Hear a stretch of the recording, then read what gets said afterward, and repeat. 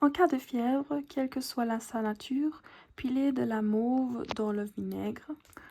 En boire le matin à jeun et le soir au coucher. La fièvre disparaîtra. L'astuce d'Hildegarde. La moniale recommande principalement la mauve, Malva sylvestris, pour ses propriétés fébrifuges qui fait baisser la fièvre. La mauve fait partie du célèbre carré des sables. Infusion de mauve. Mettez une dizaine de fleurs fraîches ou séchées de mauve dans une tisanière, puis ajoutez 50 centilitres d'eau frémissante. Laissez infuser 10 minutes et filtrer. Prenez 2 à 3 tasses par jour de cette infusion en cas de constipation. Le conseil santé de la semaine. La mauve possède des propriétés laxatives douces grâce à sa richesse en mucilage, ce qui en fait un bon remède pour soulager la constipation mais aussi la toux. Elle a aussi des propriétés pectorales et anti-inflammatoires.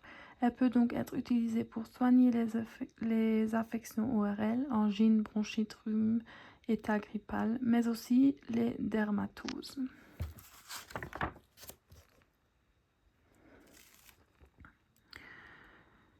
La gentiane est assez chaude. Si on souffre du cœur comme s'il avait peine à se soutenir, réduire de la gentiane en poudre et la mélanger à une boisson. Le cœur prend des forces. Astuce d'Hildegarde. La moniale recommande la gentiane pour assurer une bonne santé cardiovasculaire. Elle conseille de saupoudrer 1 à 2 pincées de gentiane séchée et broyer sur une soupe de semoule d'épeautre brûlante. Décoction de gentiane.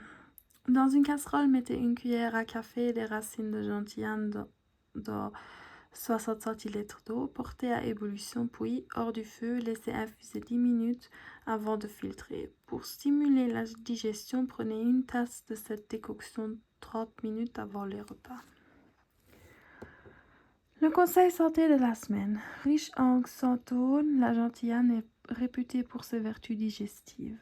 Elle permet aussi de lutter contre la fatigue physique ou générale, la déprime ou les idées noires. Elle aurait une action anti-inflammatoire efficace en cas d'infection ORL ou d'arthrose. Attention, elle est déconseillée pendant la grossesse et l'allaitement, mais aussi chez les enfants et les personnes souffrant d'une ulcère à l'estomac ou au duodénum.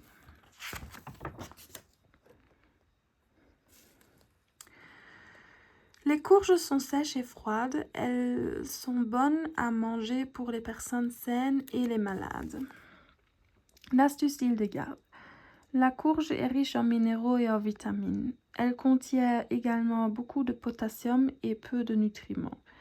C'est donc le légume idéal pour tout régime amaigrissant. Courge aux épices. Coupez la chair de la courge en petits morceaux après avoir enlevé la peau et les pépins.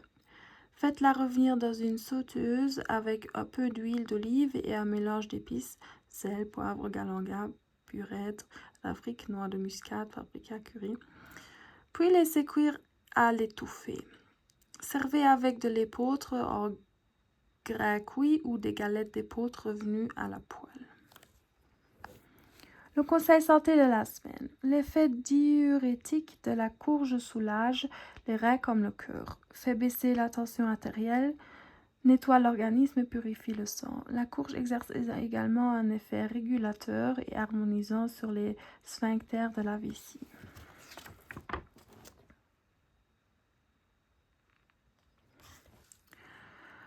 L'huile extraite des noix est chaude, elle rend grasses les chairs de celui qui en consomme et réjouit l'esprit. L'astuce d'Hildegarde. Pour la moniale, la noix est un aliment de grande valeur. Elle favorise à la fois le développement musculaire, l'ossification et la gaieté, tout en stimulant le métabolisme. Salade aux noix fraîches.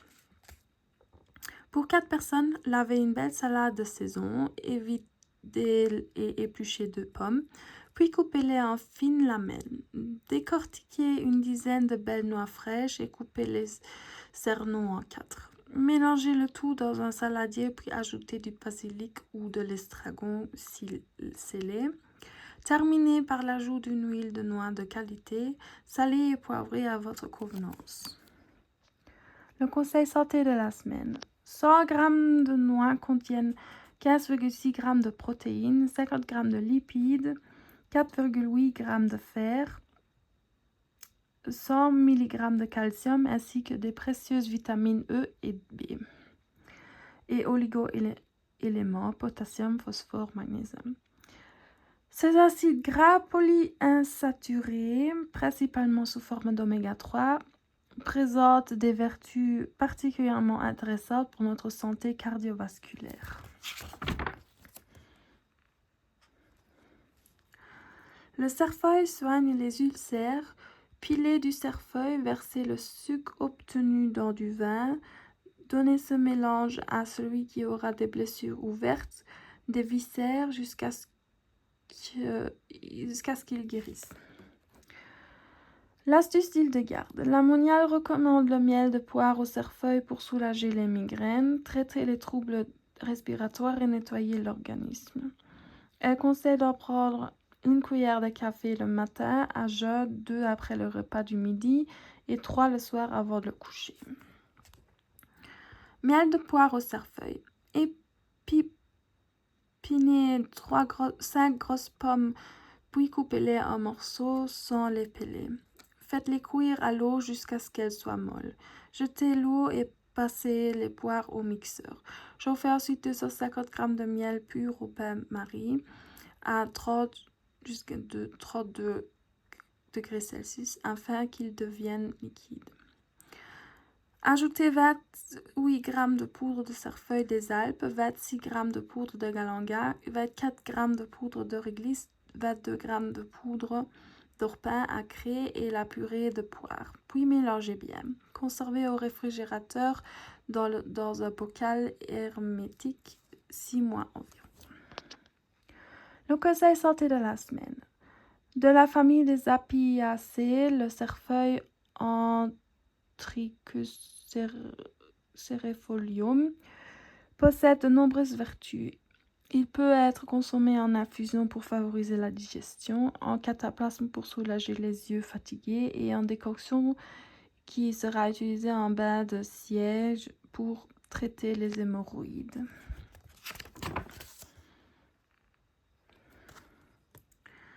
Celui dont les yeux s'obscurcissent réchauffera un cristal de soleil et régulièrement le posera sur ses yeux.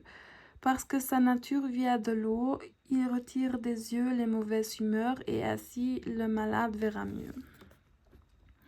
L'astuce d'Hildegarde. Pour la moniale, le cristal de roche est utilisé pour soigner les affections oculaires et la baisse de la vision, les tumeurs sur le cou et la gorge, ainsi que les problèmes cardiaques. Dans tous les cas et pour toutes les affections, Hildegarde conseille de laisser chauffer le cristal au soleil, puis de l'appliquer sur la zone à traiter. Les propriétés du cristal de roche. Riche en dioxyde de silicium, le cristal de roche ou quartz est la pierre qui véhicule l'énergie de la lumière.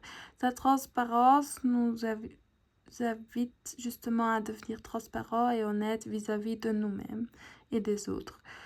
Quels que soient nos actes, nos pensées et nos paroles, cette pierre nous apprend à ne pas tricher et à accepter les choses comme elles viennent, sans culpabilité. Le conseil bien-être de la semaine. Le cristal de roche se révèle très utile lorsque nous nous sentons rattrapés par nos vieux démons, car il apporte une grande paix intérieure. Pour profiter de ces bienfaits, il vous suffit de dormir avec une pierre de cristal de roche, en la plaçant par exemple sous votre oreiller pendant 2 à 3 mois. Pensez tous les matins à bien la nettoyer en faisant tremper au moins 1 heure dans un grand saladier rempli d'eau fraîche.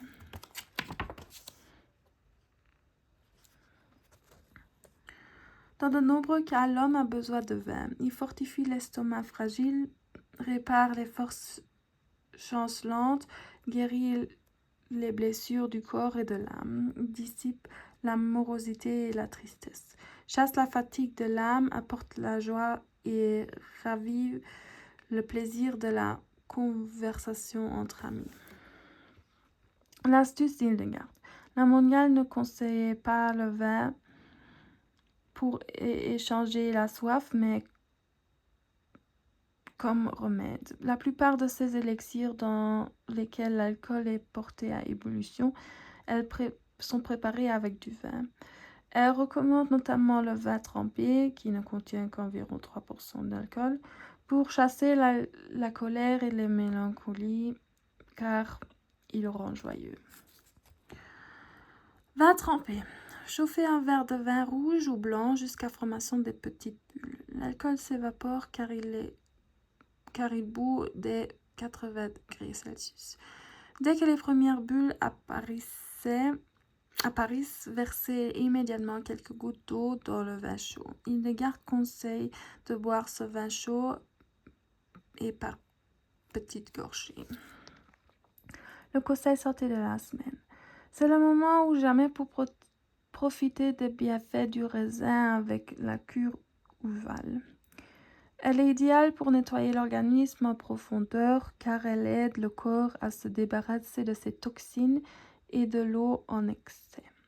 Il convient de la consommer exclusivement et selon son appétit pendant quelques jours, de 3 à 10 jours en moyenne, voire plus pour les personnes qui supportent bien la cure, afin de mettre l'organisme et surtout le système digestif au repos.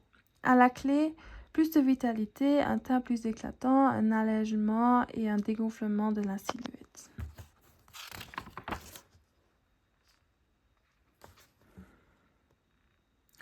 Le fruit du Koing est chaud et sec. Quand il est mûr et consommé cru, il n'est nocif ni pour les malades ni pour les personnes en bonne santé.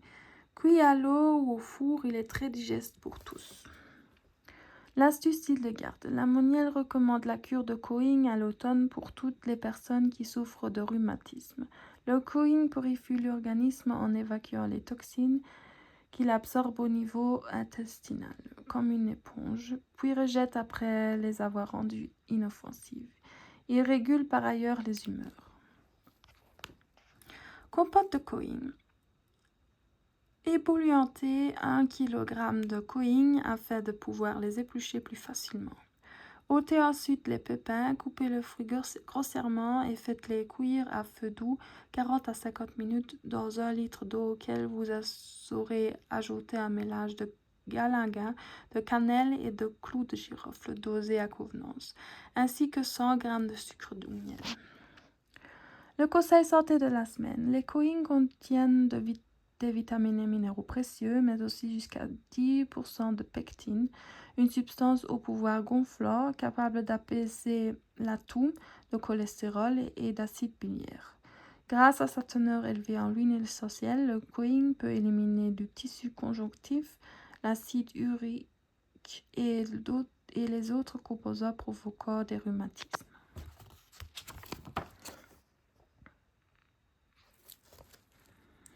Celui qui a des glandes, qu'il fasse cuire les racines de plantain dans le feu, qu'il les pose chaudes sur les glandes et lie un linge autour.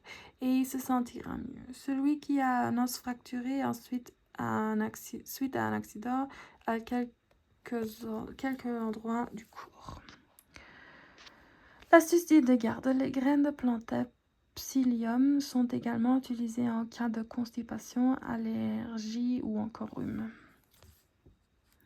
Miel de racines de plantain. Nettoyez et coupez très finement au hachoir berceuse 100 g de racines de plantain, puis mélangez-les à 300 g de miel. Conservez la préparation dans un pot de verre hermétique.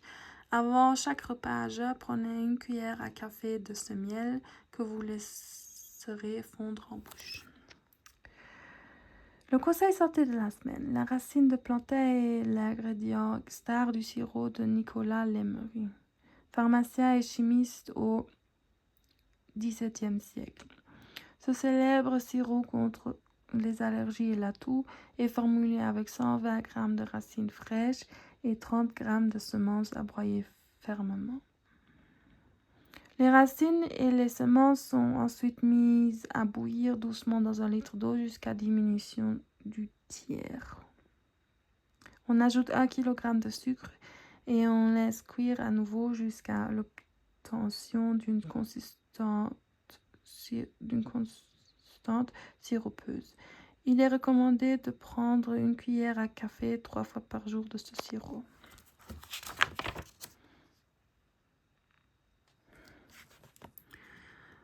En ce qui est en lui, le châtaignier, ainsi que son fruit, est utile contre la faiblesse qui est en l'homme.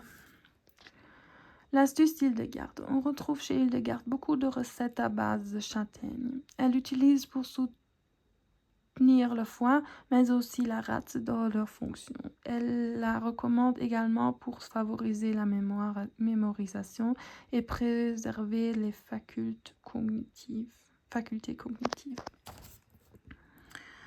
Soupe potimarron et châtaignier. Préparez une soupe délicieuse et bienfaisante à base de potimarron et de châtaignier.